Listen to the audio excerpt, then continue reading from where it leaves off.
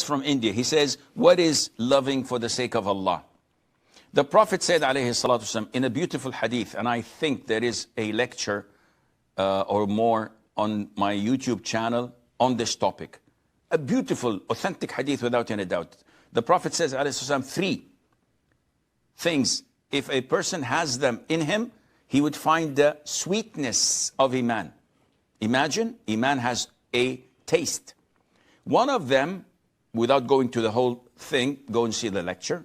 One of them is to love someone and to love him only for the sake of Allah. And they meet on this love and they depart on that love. And this is taken from the 7 under the shade of Allah Azza wa Jal. But the hadith, وَأَنْ يُحِبَّ الْمَرْءَ لَا يُحِبُّهُ إِلَّا لِلَّهِ. To love someone and he loves him only for the sake of Allah. I love Brother Faiz because he's rich. And whenever I'm with him, he always pays the bill when we have lunch or dinner. I love Brother Faiz because he's influential. He knows people in the government. He knows people in important places.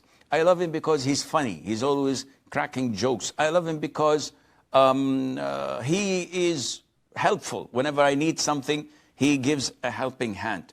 All of this is not for the sake of Allah. I love Brother Faiz because he prays Fajr in the first row in the masjid. I love him because he memorizes the Quran. I love him because whenever I speak to him, he said, Jazakallahu khairan. And whenever I do something for him, he said, Ghafarallahu lak wa rahimallahu wa, and he makes dua for me.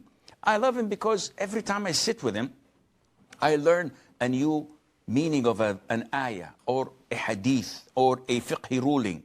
I love him because he is so kind to his parents, wife, children, and has good character. This is love for the sake of Allah. So whatever gets a person closer to Allah, and you love him for these characteristics, this is for the sake